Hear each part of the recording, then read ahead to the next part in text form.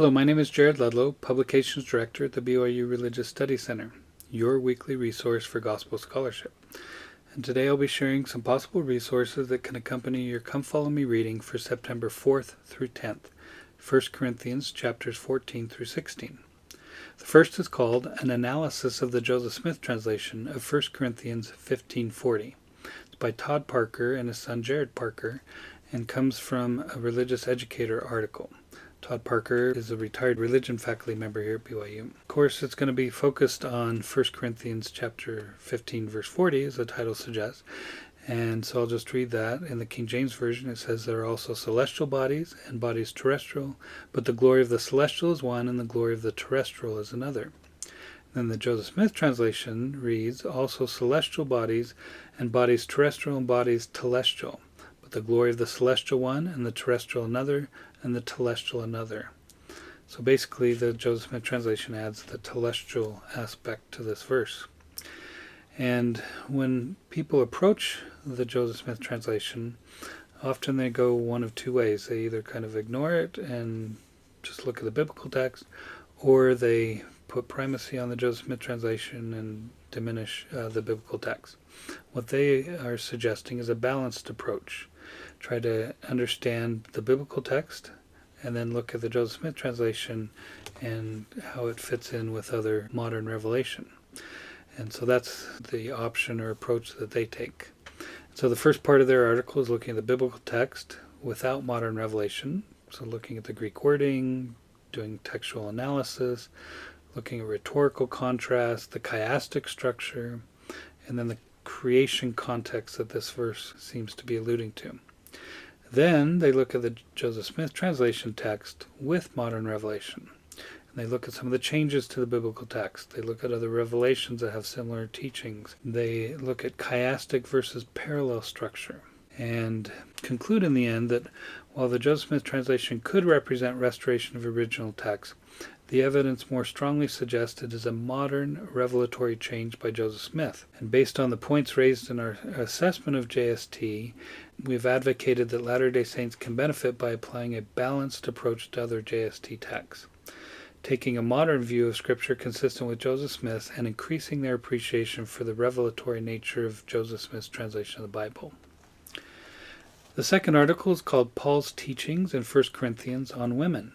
It's by Sherry Mills Johnson, an adjunct instructor of religion here at BYU, and comes from her published volume, Shedding Light on the New Testament, Acts through Revelation. And she is, of course, addressing one of the main questions or concerns that we find in 1 Corinthians, that is the correct relationship between men and women. Was married life wrong or undesirable? If people were already married, would it be better to live as if unmarried?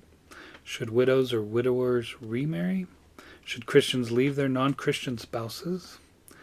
And so she addresses these throughout her article and looks at it from a framework of the Old Testament teachings, and then adds what modern revelation has taught us on the subject.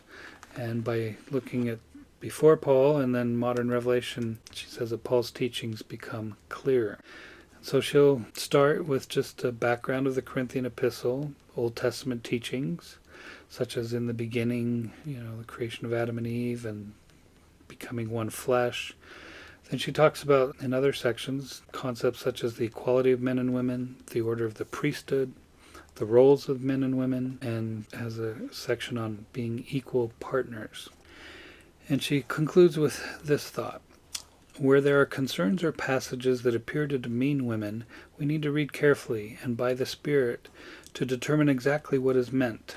If what is said contradicts or departs from modern prophets, it should be regarded as Paul's opinion rather than doctrine, or perhaps the result of error in copying or translating.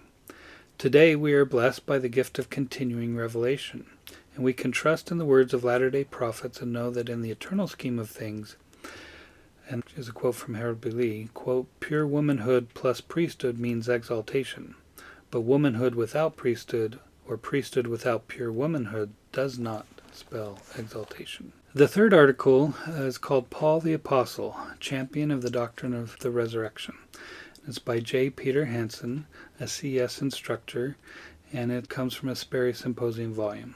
And he makes a very valid and important point that the doctrine of the resurrection was a constant theme of Paul's preaching, one which kept him spiritually alive and one which contributed to his physical death. It was a doctrine from which Paul refused to back down, never equivocating, always testifying, a champion of the doctrine of the resurrection. And certainly Paul was. And so he gives a little bit of background on Paul's conversion and his early work as an apostle. And then he goes through and starts looking at different discourses or teachings that Paul gave.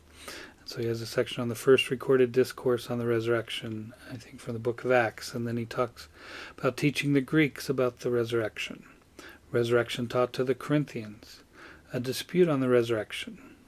Paul's trials at Caesarea at the end of Acts. And then resurrection in the Pauline epistles. And so he tries to pull out all the different ways that Paul defended and taught and really gloried in the resurrection. And here's his closing lines from his article. Beheaded? Yes. Crowned by martyrdom? No. Let not death limit the apostle. Paul's crown is the one of which he testified until it sent him to the executioner's sword. Paul's crown is his resurrection, made possible by the Redeemer whom he knew and loved.